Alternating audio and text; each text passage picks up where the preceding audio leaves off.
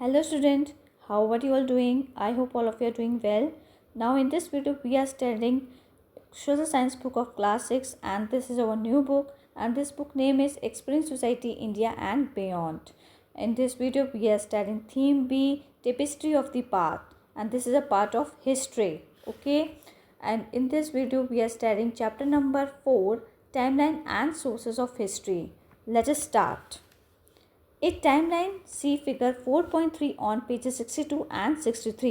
ये टाइमलाइन जो है ये हमें फिगर 4.3 पे शो की गई है, जो कि पेजेस 62 और 63 दोनों ही पेजेस पे आपको ये टाइमलाइन गिवन है. Is a convenient tool to mark such events, और ये एक सबसे सुविधाजनक एक टूल माना गया है जिसमें आपको सारे ही इवेंट्स जो हैं शो किए गए हैं, क्या क्या घटना हुई है. As it shows a sequence of dates and events covering any particular period. एक पर्टिकुलर पीरियड के इसमें आपको डेट्स भी दी गई हैं और इवेंट्स को भी बताया गया है इस टाइमलाइन के अंदर. It runs from the beginning of humanity to the present. और ये जो टाइमलाइन जो है शुरुआत से लेके आज जो ह्यूमंस हैं, आज जो प्रेजेंट में जो ह्यूमैनिटी है, वो पूरी टाइमलाइन को इसमें शो किया गया है with a few important landmarks. तो उसमें कुछ इम्पोर्टेंट उसके फीचर्स भी दिए गए हर डेट्स के. Note that the dotted portion marks a skip period. और आप देखेंगे कुछ डॉटेड का जो पोर्शन है वहाँ पे कुछ पीरियड्स को स्किप किया गया है, उसके फीचर्स को नहीं बताया गया है. Otherwise this timeline would have to be almost 3 meters long. अगर हम कुछ पीरियड्स को यहाँ पे हर पीरियड के अगर सारे ही मतलब कि उसके सारे ही जो फीचर्स हैं अगर हम उसको शो करते हैं, सारे पोर्शंस को शो करते हैं, तो ये जो हमारी जो टाइमलाइन है वो 3 मीटर्स लॉन्ग हो जाएगी. इसी वजह से बहुत सारे पोर्शंस को स्किप किया गया है इस टाइमलाइन के अंदर. तो अब हम इस टाइमलाइन को देख लेते हैं. सबसे पहले तो हमारी जो टाइमलाइंस जो है वो यहाँ से स्टार्ट होती है. आप देखेंगे figure 4.3 a timeline of some main events since 3 lakh BC. तो जो हमारी टाइमलाइन है वो 3 लाख BC से स्टार्ट होती है.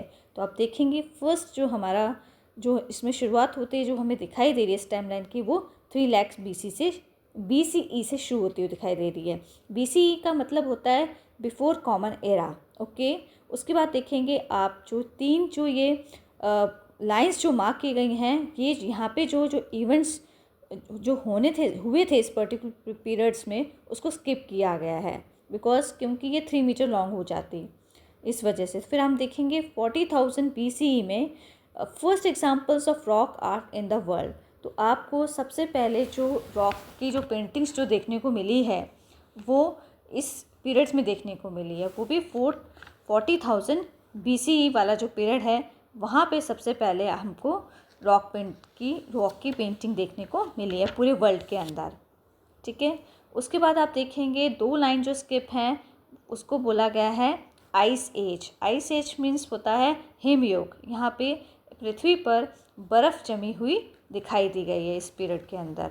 ओके, उसके बाद हमारा जो पीरियड जो शो किया गया है इस टाइमलाइन के अंदर वो है 14,000 BCE. 14,000 BCE जो है इसमें क्या हुआ है 14,000 BCE, इट मीन्स यहाँ इसके आसपास भी क्या है आइस एज ही रहा है. ओके, इसके बाद हम दूसरी इसकी जो टाइमलाइन जो है पेज नंबर 63 पे उसको देख लेते हैं. तो आप देखेंगे उसके बाद क्या है 12,000 BCE.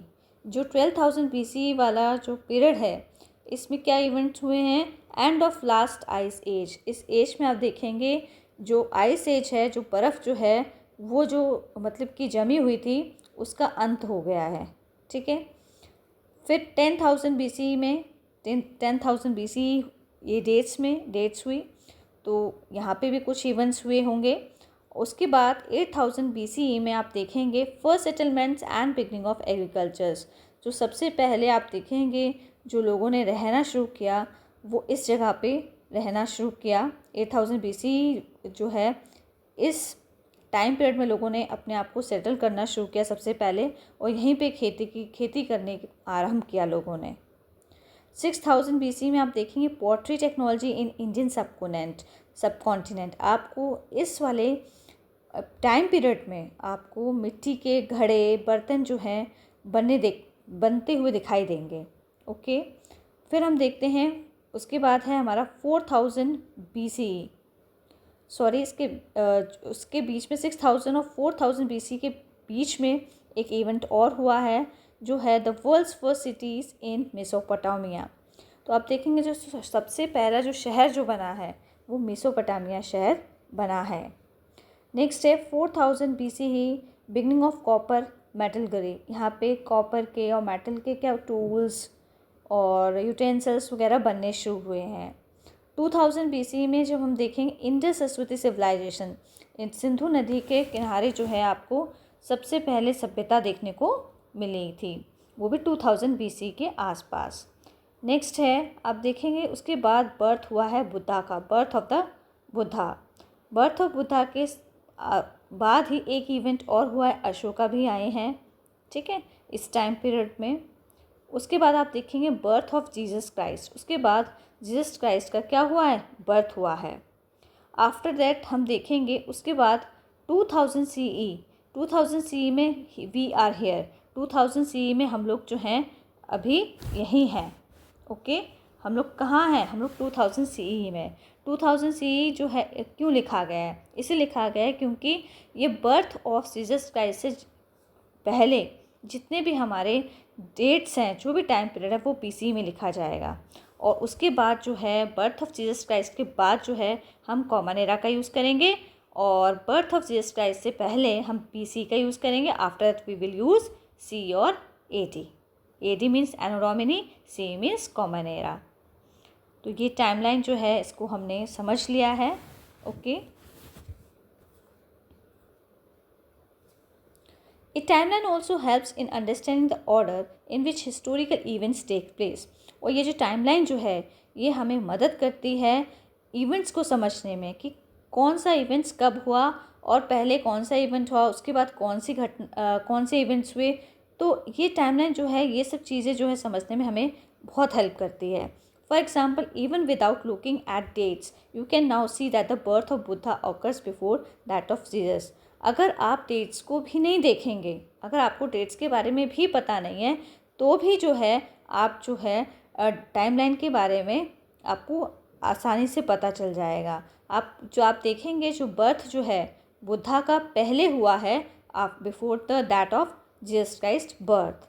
इस मीन्स यहाँ पे बोला क्या है, जो जीसस क्राइस्ट है उनका जो बर्थ है वो बुद्धा के मतलब इसमें बोला है कि जो बुद्धा जो हैं उनका बर्थ पहले हुआ है, उसके बाद जीसस क्राइस्ट आए हैं, ओके। तो ये आप देखेंगे इसमें शो भी की गई है, ये देखेंगे आप देखेंगे यहाँ पे शो किया गया पास्ट और फ्यूचर, इस लाइन पे शो किया गया है। सबसे पहले बर्थ हुआ है बुद्धा का, ठीक है, मैं आपको बता देती हूँ।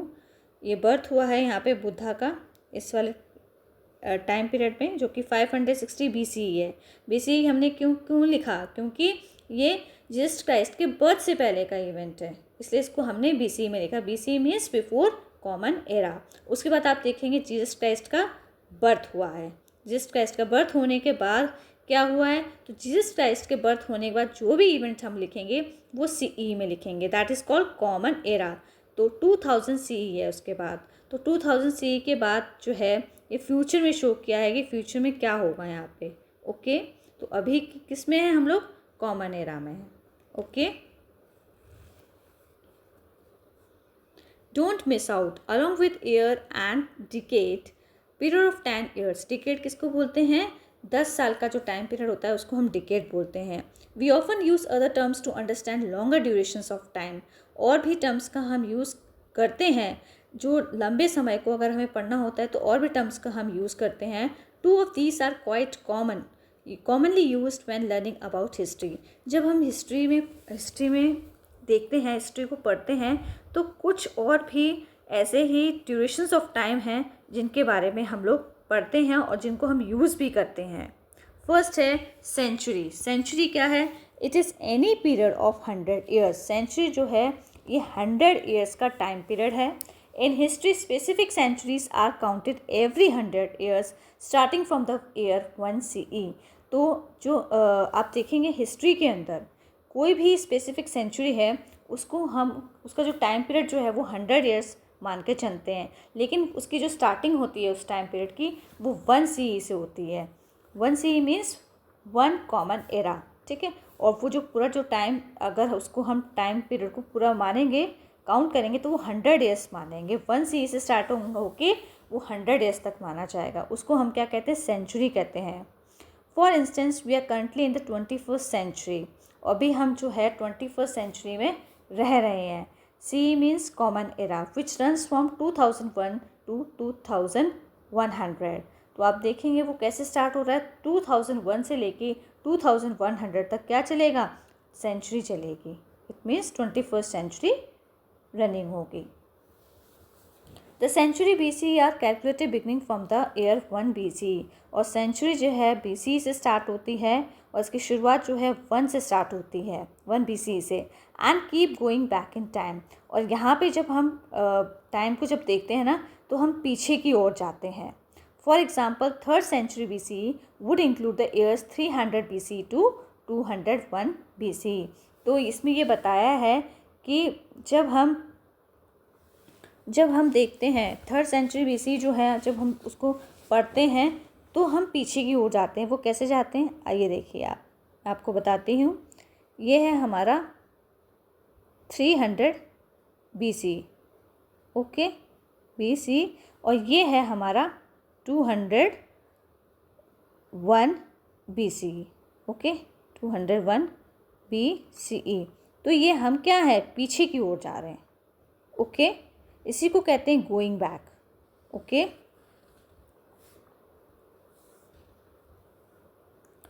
मिलेनियम, मिलेनियम क्या होता है, it is any period of 1000 years. Millennium जो पीरियड टाइम पीरियड होता है वो 1000 साल का टाइम पीरियड होता है, 1000 ईयर्स का टाइम पीरियड होता है। In history specific centuries are counted every 1000 years from the year 1 CE। इसमें भी ऐसे ही होता है कि अगर हम कोई भी स्पेसिफिक सेंचुरीज को अगर हम काउंट कर रहे हैं तो 1 CE से स्टार्ट करेंगे 1000 ईयर्स तक, ठीक है।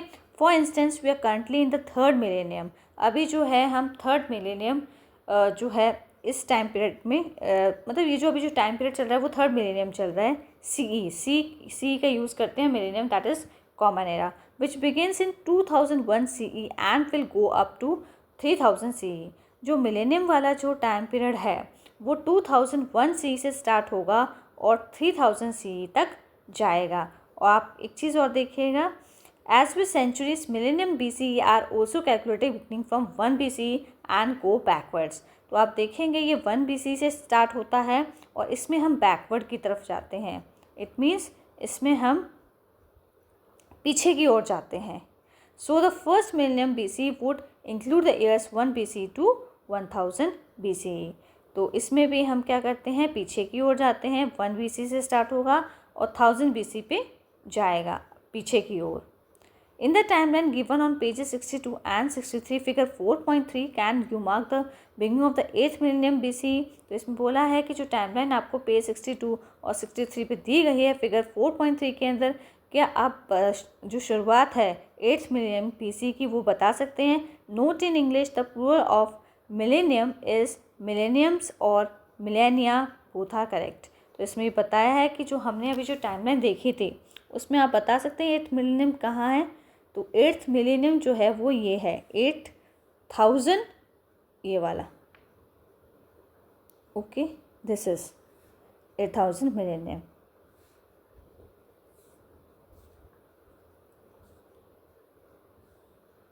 इंग्लिश में जो प्लूरल जो है मिलेनियम का वो क्या है, वो है मिलेनियम्स, और मिलेनिया भी बोलते हैं, दोनों ही सही। अगर आपसे पूछे कोई what is the plural of millennium, तो उसका आंसर होगा मिलेनियम्स और मिलेनिया।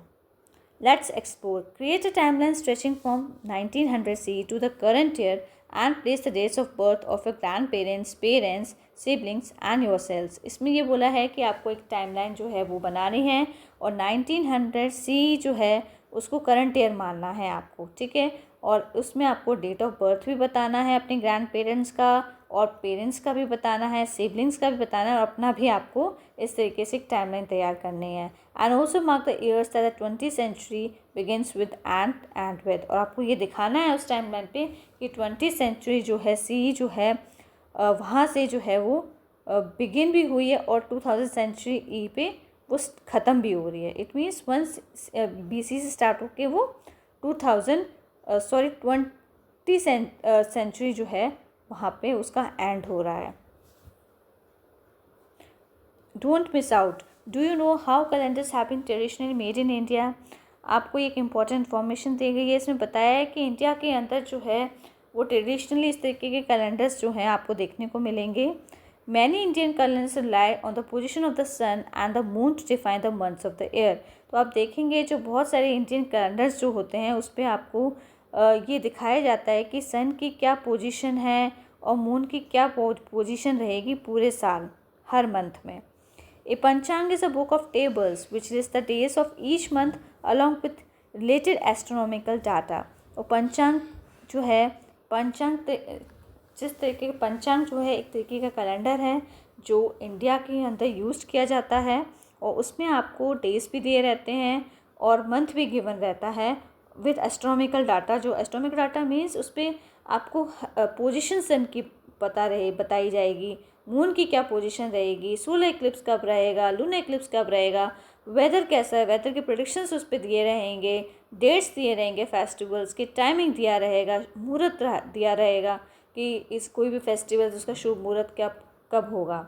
तो ये चीज़ें जो हैं पंचांग कैलेंडर में दी हुई होती हैं। For instance it precisely predicts events like solar and lunar Eclipse. जैसे कि मैंने आपको बताया उस पर ये दिया रहता है कि सोलर इक्लिप्स सूर्य ग्रहण कब लगेगा, चंद्र ग्रहण कब लगेगा, टाइम्स फॉर सनराइज, सूर्य कब उदय होगा और सूरज कब छिपेगा। ये सारी जो इन्फॉर्मेशन जो है ये पंचांग कैलेंडर में दी गई होती है। पंचांग still widely used in India. और पंचांग कैलेंडर का जो है वो बहुत ज़्यादा यूज़ होता है इंडिया के अंदर। Often also give weather predictions for the year. और उस पर पूरे मौसम का जो अनुमान है वो भी पूरे साल में मौसम कैसा रहेगा उसकी भी प्रेडिक्शन जो है इस कैलेंडर में मेंशन रहती है, दी गई होती है। Dates and timings of festivals, और जो फेस्टिवल्स होते हैं उनका शुभ मुहूर्त कब है और उसकी डेट क्या है, और भी बहुत सारी इन्फॉर्मेशन जो है आपको इस पंचांग कैलेंडर में देखने को मिलेगी। What are the sources of history. अब हम इसमें पढ़ने वाले हैं हिस्ट्री के सोर्सेज क्या क्या हैं। Sources of history, a place, person, text और an object from which we gather information about some past event और अ पीरियड। जो भी किसी जगह से या किसी व्यक्ति से या किसी बुक से या किसी ऑब्जेक्ट से जब हम कोई भी इंफॉर्मेशन इकट्ठी करते हैं और तो वो इन्फॉर्मेशन जो है वो पास्ट से रिलेटेड होती है या किसी घटना से संबंधित होती है और एक पर्टिकुलर टाइम पीरियड से संबंधित होती है, तो उसको हम सोर्स ऑफ हिस्ट्री मानते हैं। Let's explore. Can you collect information about at least 3 generation of your family. क्या आप लोग जो हैं 3 जनरेशन जो है आपकी फैमिली की उसकी इन्फॉर्मेशन आप कलेक्ट कर सकते हैं। On your mother and father side, आपको बोला गया है कि आपकी जो 3 जनरेशन है, पापा के साइड की और मदर के साइड की, तीनों जनरेशन की आपको इन्फॉर्मेशन को इकट्ठा करना है। Create a family tree with your parents, grand parents and great grand parents. आपको एक फैमिली ट्री बनाना है जिसमें आपके पेरेंट्स भी मेंशन होंगे, आपके ग्रैंड पेरेंट्स भी मेंशन होंगे और ग्रेट ग्रैंड पेरेंट्स भी मेंशन होंगे। Find out their names. और ग्रेट ग्रैंड पेरेंट्स क्या होता है, इट मीन्स आपके फादर मदर के भी पेरेंट्स। ओके, फादर मदर है ना, उनके भी दादा दादी, sorry. Find out the names, और आपको उनके नेम्स भी लिखने हैं। What did they did for a living and where they were born. और आपको ये भी बताना है कि वो अपनी लाइवलीहुड जो है कैसे चलाते थे, तो क्या वो ऑक्यूपेशन उन्होंने ज्वाइन कर रखा था और वो कब पैदा हुए थे, उनकी बर्थ डेट क्या थी। Also write the sources from where you get this information. और आपको ये भी बताना है जो भी इन्फॉर्मेशन आपने कलेक्ट की है वो उसके सोर्स क्या है, वेदर इट इज़ किसी से आपने पूछा है या किसी डेयरी वगैरह से उनकी कहीं मेंशन था वहाँ से आपको मिली है या आपने अपने एल्डर से पूछा, तो ये आपको सोर्स भी मेंशन करना है। तो फर्स्ट आप देखेंगे, इस चार्ट को हम देख लेते हैं पहले। तो फर्स्ट इस चार्ट में जो है वो गिवन है रिलेशन दिया गया है। तो रिलेशन में आपको ग्रैंड पेरेंट्स को बताया गया है। तो ग्रैंड पेरेंट्स आपको यहाँ पर पूछा गया पैटर्नल साइड के। पैटर्नल साइड मतलब क्या होता है, इट मीन्स आपके पेरेंट्स के आपको नेम बताने हैं। ओके, तो जैसे मैं आपको यहाँ पे बता देती हूँ, राजेश हो गया, मान लीजिए आप राजेश हो गया। ये अच्छे से लिख रहे हैं आप। राजेश हो गया, ठीक है, मैं आपको ओरली बता देती हूँ। और उनका ऑक्यूपेशन क्या है, मान लीजिए उसका नाम राजेश है, उनका नाम राजेश है, ठीक है, राजेश है उनका नाम, ठीक है। और ऑक्यूपेशन क्या है उनका, टीचर है। और डेट ऑफ बर्थ आप कुछ भी लिख सकते हैं। और आस्क बाय पेरेंट्स, इन्फॉर्मेशन आपने किससे लिखी है, पेरेंट्स से पूछा है, आस्क बाय पेरेंट्स, तो आप कुछ भी बता सकते हैं। तो ये टेबल जो है ये आप अपने आप कर सकते हैं इसको कंप्लीट। ऐसे ही आपको ग्रैंड पेरेंट्स के बारे में बताना है, उनका नेम लिखना है, मतलब मदर फादर दोनों का, और उनका ऑक्यूपेशन क्या रहा, हाउस वाइफ है तो आपको हाउस वाइफ बताना है, और प्लेस ऑफ बर्थ बताना है कि कहाँ पे उनका बर्थ हुआ था, किस जगह पे हुआ था। और source of information ask by elders, okay, ask by parents, कुछ भी आप लिख सकते हो एज यू विश। और मैटरनल मीन्स क्या होता है, मदर साइड्स के, आपको मदर और फादर के बारे में लिखना है। ग्रेट ग्रेट पेरेंट्स मीन्स आपके पापा के दादा दादी के बारे में आपको लिखना है, that is of paternal sides. और मैटरनल साइड्स होता है मदर वाली साइड, पैटर्नल मीन्स आपके फादर वाली साइड। ऐसे ही आपको ग्रेट ग्रैंड पेरेंट्स आपको आपके मम्मी के साइड वालों का भी पूरा जो डाटा है वो लिखना है। तो ये एक्टिविटी आप खुद करेंगे। How did you find details about your families past, तो आपको जो डिटेल्स जो हैं आपके फैमिलीज़ के पास्ट के बारे में डिटेल्स कहाँ से पता चलेंगी। Did you rely on things like photographs, diaries, ID cards और memories from your parents and relatives, क्या वो इन्फॉर्मेशन आप फोटोग्राफ से लोगे, या डायरी में लिखी हुई मिलेगी आपको, या ID कार्ड्स उनके आप उनके ID कार्ड्स देखोगे, वहाँ से इन्फॉर्मेशन कलेक्ट करोगे, और या फिर आप अपने पेरेंट्स और रिलेटिव से पूछ के ये जो है डिटेल कंप्लीट करोगे। Think about it. Have you ever seen old coins, books, clothes, jewelry or utensils in and around your house? क्या आपने कभी पुराने सिक्के देखे हैं, बुक्स देखी हैं, किताबें, कपड़े देखे हैं, और गहने देखे हैं, और बर्तन देखे हैं पुराने समय के, और ये सब चीज़ें आपके घर में भी आप होंगी, in and around your house. आप ये सब चीज़ें जो है आप अपने आसपास भी देखते हैं और अपने घर में भी देखते हैं। What type of information can be gain from such objects, तो ये सारे अगर हमें ऑब्जेक्ट्स हम देखते हैं तो किस तरीके की इंफॉर्मेशन जो है वो का पता चलता है। और फ्रॉम ओल्ड हाउसेज और बिल्डिंग्स, क्या जो पुराने घर हैं और बिल्डिंग्स जो पुरानी बनी हुई हैं तो उनसे हमें क्या पता चलता है। तो ये सारे सोर्सेज क्या हैं, इंफॉर्मेशन के सोर्सेज हैं। एवरी ऑब्जेक्ट और structure tells a story and is like a piece in a jigsaw puzzle. हर ऑब्जेक्ट और हर स्ट्रक्चर जो है वो क्या है, वो एक कहानी बता रहा है, ठीक है। और वो कहानी बता रहा है, और उसमें जो पीस हैं जिक्सॉ पजल के जिस तरीके से पीसेस होते हैं, इस तरीके के ये ऑब्जेक्ट और स्ट्रक्चर जो हैं जो आप देख रहे हो, ठीक है। तो आपको क्या करना है, जो भी इंफॉर्मेशन जो आप इकट्ठी कर रहे हो वो किस तरीके का है, वो जिक्सॉ पजल की तरह ही है। जो इन्फॉर्मेशन हमें चीज़ों से मिल रही है वो जिक्सा की तरह होती है। The object that you see around your house convey something of the history of your family. और जो भी ऑब्जेक्ट अगर आप अपने आसपास देखते हो या घर में देखते हो तो वो हमें कुछ आपकी फैमिली की हिस्ट्री बताता है, इतिहास बताता है।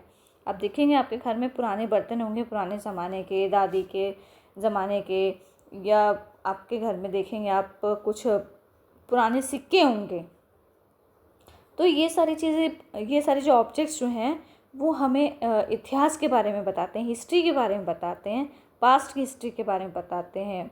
आप देखेंगे जो पहले के सिक्के थे, जो पहले जो सिक्के चलते थे वो आज नहीं चलते हैं। तो इन ऑब्जेक्ट से भी हमें क्या पता चल रहा है, हमें हिस्ट्री की इन्फॉर्मेशन पता चल रही है, हमें पास्ट की जानकारी मिल रही है। Similarly we can put together historical events to a variety of sources. और बहुत सारे ऐतिहासिक जो घटनाएं होती हैं उनसे, और बहुत सारे सोर्सेज होते हैं, विभिन्न प्रकार के सोर्सेज होते हैं, उनसे हम बहुत सारी इन्फॉर्मेशन इकट्ठी करते हैं और फिर उनसे हमें पास्ट के बारे में पता चलता है। But keep in mind that in the case of history quite a few piece of puzzle may remain missing. लेकिन आप देखेंगे, आप हिस्ट्री के केस में आप देखेंगे बहुत सारी इन्फॉर्मेशन तो आपके पास होती है, लेकिन कुछ इन्फॉर्मेशन जो है वो मिस रहती है, पूरी इन्फॉर्मेशन आपके पास उपलब्ध नहीं होती है, सारी इन्फॉर्मेशन जो है आपके पास उपलब्ध नहीं होती। जैसे जिक्सॉ का जो पज़ल होता है ना, उसको हम आगे पीछे करके उसको कैसे भी जोड़ते हैं, फिर भी लगता है हमें यहाँ कुछ मिस है। इसी तरीके से जो है, हाँ, हिस्ट्री की जो इन्फॉर्मेशन होती है, जो उसके पास्ट के बारे में जो भी इन्फॉर्मेशन हम इकट्ठी करते हैं, वो जिक्सॉ पज़ल की तरह ही होती है। Observe the figure at the bottom of the page. It brings together the main sources of history. You do not need to remember them all now. तो आप देखेंगे जो फिगर बॉटम में इस पेज पे दे रखी है, ये कुछ यहाँ पे आप देखेंगे कुछ सोर्सेज को शो किया गया है इसमें। ओके, कुछ मेन सोर्सेज जो हैं हिस्ट्री की जो सोर्सेज हैं उनके बारे में शो किया गया यहाँ पे। You do not need to remember them all now. तो आपको इन सब सोर्सेज को लर्न नहीं करना है, आपको समझना है बस। We will use some of them as we go along when historian study से किंग और क्वीन ऑफ 1500 ईयर्स अगो। जब इतिहासकार होते हैं वो बताते हैं राजा थे, रानी थे, वो 1500 साल पुराने थे, तो उन्होंने एक एंशियंट मॉन्यूमेंट्स बनाया था। मॉन्यूमेंट्स मीन्स एक तरीके की बिल्डिंग किसी की याद में, जैसे कि हमारा ताजमहल है। ए वॉर और सम आइटम्स ऑफ ट्रेड, और आप देखेंगे ट्रेड व्यापार किया करते थे, युद्ध होता था। They take great care to gather information from as many sources as they can find and consult. तो इस तरीके से बहुत सारे सोर्सेज मिलते हैं और जिनसे हम इंफॉर्मेशन पास्ट के बारे में इकट्ठा करते हैं और फिर किसी से पूछते भी हैं। ओके, तो ये सोर्सेज हम पहले देख लेते हैं। सोर्सेज ऑफ हिस्ट्री, आप सोर्सेज ऑफ हिस्ट्री में आप देखेंगे फर्स्ट जो इसमें गिवन है वो है हमारा oral sources. Okay, oral sources क्या होता है? ओरल सोर्सेज वो सोर्सेज होते हैं जो कि बोलकर और सुनकर समझे जाते हैं, वो लिखित नहीं होते हैं, लिखे हुए फॉर्म में नहीं होते ओरल सोर्सेज। तो ओरल सोर्सेज के जो हैं वो कौन कौन से हैं? फर्स्ट है हमारा जीनियोलॉजिकल। जीनियोलॉजिकल मीन्स जो पुरानी जनरेशन से जो चीज़ें हमने सुनी हैं। ओके, और फॉल्कलोर का मतलब क्या होता है? जैसे पुरानी कथा, कहानी, नृत्य। तो ये सारी चीज़ें जो हैं जो ओरली हमने चीज़ें सुनी हैं, पुरानी कहानियाँ, बिलीव्स, ठीक है, तो वो ये सारे जो हैं ये फॉल्कलोर में आते हैं। नेक्स्ट है हम देख लेते हैं इसमें literary sources. Okay, literary sources देख लेते हैं। लिटरेरी सोर्सेज कौन से सोर्सेज होते हैं? वो सोर्सेज होते हैं जो लिखित फॉर्म में हमें देखने को मिलते हैं। तो उसमें हमारा फर्स्ट जो यहाँ पे आप देखेंगे वो है इंडियन लिटरेचर गिवन है। ओके, इंडियन लिटरेचर और फॉरेन अकाउंट्स। इंडियन लिटरेचर में क्या क्या होता है? वेदास एंड इतिहास। वेदास जैसे कि हमारे रामायण महाभारत, ये सारे क्या हैं? हमारे वेदास हैं। इसमें हमें पास्ट के बारे में पता चल रहा है। और दूसरा हम देखते हैं इंडियन लिटरेचर में है पोएम्स एंड प्लेज हैं, वो कविताएं हैं और कुछ प्लेज हैं, जैसे कि वो क्या कहते हैं, अभिज्ञान शकुंतलम, ठीक है। इस तरीके से बहुत सारे प्लेस भी दिए गए हैं। हिस्टोरिकल टेक्स्ट हैं, बहुत सारे आपको हिस्टोरिकल टेक्स्ट देखने को मिलेंगे जो बुक्स लिखी हैं, जैसे कौटिल्य ने अर्थशास्त्र लिखी है। ओके, कलेक्शन ऑफ स्टोरीज़, तो बहुत सारी स्टोरीज़ आपको देखने को मिलेंगी, जैसे कि जातकास की स्टोरीज़ हो गई, ठीक है, विष्णुदत्त ने लिखी थी। तो इस तरीके से हमें जो है इंडियन लिटरेचर में बहुत सारे जो है वो रिटन मटेरियल देखने को मिलेंगे। वो पोएम्स और प्लेस भी हो सकते हैं, हिस्टोरिकल टेक्स्ट भी हो सकता है, कलेक्शन ऑफ स्टोरीज़ भी हो सकता है, कुछ भी हो सकता है। अब हम देख लेते हैं फॉरेन अकाउंट्स। फॉरेन अकाउंट्स क्या होता है? जो फॉरेन जो ट्रैवलर होते थे, जो हमारे देश के अंदर घूमने आते थे और फिर वहाँ से जो उन्होंने चीज़ें देखी हुई होती हैं, उनका वो पूरा एक्सप्लेनेशन जब वो देते थे, उसको बोलते हैं हम लोग ट्रैवलॉग्स। ओके, वो पूरा जो उन्होंने जर्नी की होती है हमारे देश के अंदर, उसके बारे में पूरा वो डिस्क्राइब करते हैं, उसको ट्रैवलॉग्स बोलते हैं। हिस्टोरिकल क्रॉनिकल्स क्या होते हैं? हिस्टोरिकल क्रॉनिकल्स होते हैं जो भी इवेंट्स जो हैं वो पास्ट में उस किसी प्लेस पे हुए हैं, ठीक है, फर्स्ट या लास्ट में, तो वो सारे हिस्टोरिकल क्रॉनिकल्स होते हैं। अब हम देख लेते हैं इसमें आर्टिस्टिक सोर्सेज। आर्टिस्टिक सोर्सेज क्या है? पेंटिंग्स देखने को मिलेंगी आपको, ठीक है। तो ये गुफाओं में आप देखेंगे पेंटिंग्स बनाते हुए लोग दिखाई देंगे, स्कल्पचर्स देखने को मिलेंगे, पुराने समय की मूर्तियाँ मिलेंगी, पैनल्स मिलेंगे। ओके, पैनल्स मिलेंगे जिससे आप इंफॉर्मेशन को इकट्ठा करते हैं। ओके, नेक्स्ट देख लेते हैं हम इसमें एक्सकवेशन। एक्सकवेशंस में आप देखेंगे humans, animals and plants remains, मतलब ह्यूमंस का कुछ पार्ट्स बचा हुआ या एनिमल का या प्लांट्स का, या आपको खुदाई करके मिलेगा। ठीक है। टूल्स एंड वेपन्स खुदाई करके मिलेंगे जब ज़मीन को खोदेंगे। फिगराइंस एंड ऑर्नामेंट्स, कुछ मूर्तियाँ मिलेंगी खुदाई करके या फिर गहने मिलेंगे। पोट्री एंड टॉयज़, बहुत सारे मिट्टी के बर्तन खिलौने देखने को मिलेंगे। हैबिटेशन एंड ब्यूरियल्स, कुछ घर आपको मिलेंगे और कुछ आपको ज़मीन के अंदर दफनाए हुए लोग मिलेंगे, उनकी डेड बॉडी मिलेगी, तो उनके साथ कुछ ऑर्नामेंट्स वगैरह बहुत सारी चीज़ें भी मिल सकते हैं। तो इसको हम कहते हैं हैबिटेशन एंड बरियल्स। तो ये एक्सकवेशन में मिलता है। एक्सकवेशन मतलब खुदाई करके जो चीज़ें हमें मिलती हैं। तो ये सारे क्या हैं, सोर्सेज ऑफ हिस्ट्री है। नेक्स्ट हम स्ट्रक्चर्स, आर्कियोलॉजिकल सोर्सेज। आर्कियोलॉजिस्ट में स्ट्रक्चर्स देख लेते हैं। स्ट्रक्चर मीन्स बिल्डिंग्स, मॉन्यूमेंट्स की फॉर्म में बिल्डिंग्स देखने को मिलेंगी, जैसे कि ताजमहल जो हमारा बना है, रेड फोर्ट बना है, मतलब किसी की याद में कोई बिल्डिंग बनाना या कुछ भी बनाना, that is called monuments. Okay. Mounts क्या होते हैं, टीला जैसा जो कि मिट्टी पत्थर कंकड़ से जम के बन जाता है, उसे हम माउंट्स बोलते हैं। उसके बाद हम देख लेते हैं, लास्ट है हमारा इंस्क्रिप्शंस। इंस्क्रिप्शन क्या होते हैं, अभिलेख। तो मैन्युस्क्रिप्ट जो है जिसको पत्तों पे लिखा जाता था, पाम के पत्तों पे लिखा जाता था, वो मैन्युस्क्रिप्ट्स होता था। कॉपर प्लेट्स जो हैं, इस पे आप देखेंगे कॉपर प्लेट्स पे भी खुदवा के लिखा जाता था। ओके। और कॉइन्स, पुराने ज़माने के सिक्के हैं तो किसी रूलर का चित्र छाप दिया जाता था उस पर, ठीक है। या वीणा म्यूज़िकल इंस्ट्रूमेंट जो है उनके हाथ में शो किया जाता था कॉइन्स के ऊपर। तो ये इनसे भी हमें बहुत सारी चीज़ें जो हैं उससे हिस्ट्री का सोर्स, ये सारे क्या हैं, सोर्सेज ऑफ हिस्ट्री हैं, स्रोत हैं जिनसे हमें इतिहास की जानकारी मिलती है कि पहले के समय में क्या चीज़ होती थी। तो इन सब चीज़ों का यूज़ करके हमें हिस्ट्री का पता चलता है, अपने पास्ट के बारे में हम जान पाते हैं इन चीज़ों के ज़रिए।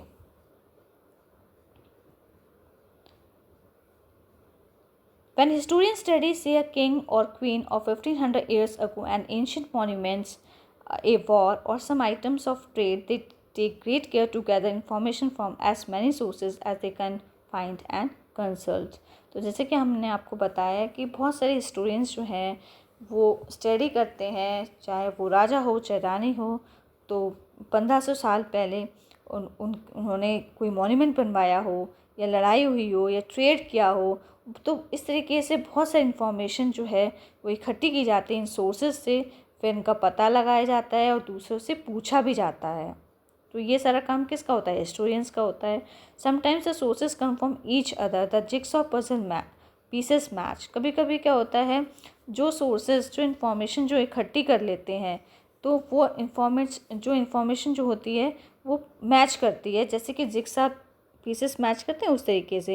एट अदर टाइम सोर्सेज में कि कॉन्ट्रडिक्टिंग इन्फॉर्मेशन, कभी कभी क्या होता है, जो इन्फॉर्मेशन हमने इकट्ठी की होती है वो कनेक्ट नहीं हो पाती है, वो अपोजिट हमें देखने को मिलती है, कहीं कुछ तो कहीं कुछ। तो इस तरीके से यहाँ पे क्या होता है, कॉन्ट्रडिक्टरी इन्फॉर्मेशन भी मिलती है और सेम मतलब ऐसी इन्फॉर्मेशन भी मिलती है जिससे पूरा कनेक्शन जो है वो बिल्ड हो रहा हो, ठीक है, उसका उस चीज़ से लिंक हो, जिसको हमने बोला गया जिग्सा पीसेस मैच। और दूसरे में हमने बताया कॉन्ट्रडिक्टरी इन्फॉर्मेशन, जिसमें jigsaw pieces do not match, in which case they need to decide which source they can trust more. तो ये जो है इस केस में वो खुद ही सोचते हैं कि हमें किस सोर्सेज पे ज़्यादा भरोसा करना है। This is how they try to recreate the history of the period they are studying. इस तरीके से जो है वो इतिहास जो है उसको बनाते हैं और फिर उसको उस पूरे टाइम पीरियड की जो हिस्ट्री है उसको स्टडी करते हैं, उसका पता लगाते हैं। Who contributes to all the sources of history. तो ये सारे जो सोर्सेज जो हैं हिस्ट्री के, इसमें किसका सबसे बड़ा कंट्रीब्यूशन होता है, किसका योगदान होता है, हिस्टोरियंस का। हिस्टोरियंस होते हैं इतिहासकार, historians themselves but also archaeologist. आप देखेंगे हिस्टोरियंस का तो इन्वॉल्वमेंट होता ही है पता लगाना जो क्या है सोर्सेज हिस्ट्री के पास्ट के बारे में। अगर हम स्टडी करें तो हमें सोर्सेज को जानना बहुत ज़रूरी है। तो उसमें आर्कियोलॉजिस्ट भी है, but also archaeologist, epigraphist who study ancient inscriptions. Epigraphist कौन होता है, जो पुराने जो आप देखेंगे पत्थर पे खुदवा के लिखवाते हैं, तो पुराने अभिलेख जो हैं देखने को मिले हैं, उसको उनको एपिग्राफिस्ट बोला गया है। तो ये सारे लोग भी जो है हिस्ट्री में कंट्रीब्यूट करते हैं हिस्ट्री के सोर्सेज को पता लगाने में। Anthropologist who study human society and the culture. Anthropologist क्या करते हैं, वो मानव समाज की और सभ्यता के बारे में पता लगाते हैं, उनका अध्ययन करते हैं। Experts in literature and languages and some more. और आपको बहुत सारे साहित्य और भाषाविद जो हैं इस तरीके के स्कॉलर्स भी आपको देखने को मिलेंगे। In addition in the last 50 years also scientific studies have been contributing more and more to the reconstruction of the past। तो आप देखेंगे 50 years से, ठीक है, लास्ट 50 years में बहुत सारे वैज्ञानिक अध्ययन किए गए हैं और जिनसे जो है पास्ट के बारे में पता लगाया है, जिससे क्या किया है, दो चीज़ों के बीच में कनेक्शन बिठाया गया है। For example studies of ancient climates. तो जो उन लोगों ने क्या किया है, पहले कैसा मौसम होता था उसके बारे में पूरी स्टडी की है। Chemical studies of excavated materials. और बहुत सारे मटेरियल्स होते हैं उनके हम पता लगाते हैं कि ये जो है मटेरियल जो है कितने साल पुराना है। तो केमिकल स्टडीज़ के ज़रिए तो ये सारी इन्फॉर्मेशन जो है हमें कोई चीज़ अगर हम खुदाई में मिलती है तो उसकी केमिकल स्टडी हम करते हैं, तो उससे उसके हमें पता चलता है ये चीज़ कितनी साल पुरानी है। And studies of the genetics of ancient people. पुराने समय के लोग की क्या जेन्योलॉजी रही होगी, क्या मतलब उनके जेनेटिक्स विशेषताएं जो हैं वो एक जनरेशन से दूसरी जनरेशन में जो हमें पास होती हुई दिखाई देती है, जो फीचर्स हैं या कुछ भी है, क्वालिटीज़ हैं, तो ये सारे जो है ये पास से ही रिलेटेड हैं। Have provided fresh insights which supplement the more resource sources. तो ये भी क्या है, एक तरीके जेनेटिक्स जो है, जेनेटिक्स ऑफ एंशिएंट पीपल, ये भी एक तरीके का सोर्स है इससे कि हमें जो है इंफॉर्मेशन मिलती है। And when historians study recent history, जब हिस्टोरियंस इतिहासकार जो है अब आज की जब हिस्ट्री इतिहास को जब पढ़ते हैं ना, विच usually means the last 2 or 3 centuries। It means कि जब वो लास्ट 2 or 3 सेंचुरीज का जब इतिहास जब पढ़ते हैं तो अनदर सोर्स उसमें, तो वो क्या सोर्स होता है, वो न्यूज़पेपर के ज़रिए ही जान पाते हैं। For the last few decades, it means कुछ दशक की history. Electronic media, television, the internet can also be consulted. और आज तो जो है अगर हमें कोई भी हिस्ट्री की, पास्ट की कोई भी अगर हमें इंफॉर्मेशन इकट्ठी करनी है तो हम इलेक्ट्रॉनिक मीडिया की हेल्प से भी कर सकते हैं, टेलीविज़न की हेल्प से भी कर सकते हैं, इंटरनेट की हेल्प से भी हम ये इन्फॉर्मेशन जो है वो इकट्ठी कर सकते हैं। तो हिस्टोरियंस कौन होते हैं, a person who studies and right about past. जो पास्ट व्यक्ति, ऐसा व्यक्ति जो पढ़ता है पास्ट के बारे में, ओके, और लिखता भी है। A person who studies and writes about its past, जो पढ़ रहा है, उस पर अध्ययन कर रहा है और लिख भी रहा है, वो होते हैं हिस्टोरियंस। और जेनेटिक्स क्या होता है, the branch of biology that study how in plants, animals or humans certain features and characteristics get passed down from one generation to the next। Genetics क्या होता है, एक ब्रांच है बायोलॉजी की जिसमें हम पौधों के बारे में, जानवर के बारे में, इंसान के बारे में, उसकी विशेषताएं, ठीक है, और जो फीचर्स जो है एक जनरेशन से दूसरी जनरेशन में जो पास हो रहे हैं उसी को हम जेनेटिक्स बोलते हैं। Okay, let's explore. There are few images of different sources of history on the next page. आप देखेंगे बहुत सारी इमेजेस हैं जो हैं, कुछ इमेजेस जो हैं डिफरेंट सोर्सेज ऑफ हिस्ट्री की, जो हमने अभी नेक्स्ट पेज पे देखी। Who and what do you think the object show. तो आप बताइए कि कौन कौन से ऑब्जेक्ट जो हैं आपने उसमें देखे थे। Write down in the boxes next to the images any information that you get from this object. तो आपको ये इन्फॉर्मेशन जो है, ये जो बॉक्स में दी गई थी, उसको जो इमेजेस दी गई हैं उसके बेसिस पे आपको उन ऑब्जेक्ट्स के बारे में बताना है। ये बॉक्स जो है आपको दिए गए हैं ना, तो इसमें आपको पूरी इन्फॉर्मेशन बतानी है कि इस जो फर्स्ट वाला बॉक्स है इसमें जो ये शो किया गया तो ये किस रिलेटेड इन्फॉर्मेशन है। तो ये समुद्रगुप्त जो हैं वो सीटेड बैठे हुए हैं काउच पे, playing the Veena that lies on his knees. और वो क्या कर रहे हैं, वीणा बजा रहे हैं। वीणा क्या है, एक म्यूजिकल इंस्ट्रूमेंट है। ओके, वैसे नेक्स्ट क्वेश्चन हम देख लेते हैं। Hero stone depicting naval battle. यहाँ पे क्या है, पानी के अंदर जो है लोग जो हैं वो युद्ध लड़ रहे हैं। थर्ड वाली जो है पिक्चर्स में देखेंगे आपको लाइन कैपिटल जो है वो आपको इस पे देखने को मिलेगा, उसको अडॉप्ट किया गया है, जिसको नेशनल एम्बलम ऑफ इंडिया बोला जाता है इसको। और 4 लाइन्स जो हैं वो बैक टू बैक पीछे की ओर बैठे हुए हैं एक सर्कुलर अबेकस में, ठीक है, एक गोल फॉर्म में। The figure of the lines are grand and evoke magnification, और जो आप देखें फिगर जो है लाइन का वो बहुत ज़्यादा शानदार है। Okay, beginning of human history, modern humans Homo sapiens have walked the planet for about 3 lakh years. आप देखेंगे जो मॉडर्न ह्यूमंस, आज का जो मानव जो है, जो इस धरती पे जो रह रहा है, वो 3 लाख साल से जो है अर्थ प्लैनेट पे ह्यूमंस रह रहे हैं। This appears to be very long time, yet it is only a tiny fraction of the earth history। लेकिन हमारी जो अर्थ है, ठीक है, उसको बनने में बहुत लंबा समय लगा, काफ़ी समय पहले से बनी हुई है, लेकिन ह्यूमंस जो है उस पर अभी आए हैं। Yet it is only a tiny fraction of the earth history, लेकिन ह्यूमंस जो हैं इस प्लैनेट पे उनका बहुत कम फ्रैक्शन है। Let us have a quick look at our early history. चलो हम पुराना जो हमारा इतिहास है उसके बारे में हम पढ़ते हैं। Let's explore. In the above pictures, look at the some activities of early humans in a rock shelter। तो आप देखेंगे इस पिक्चर में अर्ली ह्यूमंस की एक्टिविटीज़ को दिखाया गया है कि वो क्या कर रहे हैं। इस जो पत्थर का जो ये घर है, जो आवास है जिसमें वो लोग अब रह रहे हैं, जो शो किया गया है इस फिगर के अंदर, इस पिक्चर के अंदर, तो उसमें आपको ये बताना है कि क्या वो एक्टिविटी कर रहे हैं ये जो ह्यूमंस हैं, आदि मानव जो हैं रॉक शेल्टर के अंदर। विच वंस कैन यू रिकॉग्नाइज, तो आपको क्या चीज़ समझ में आ रही है।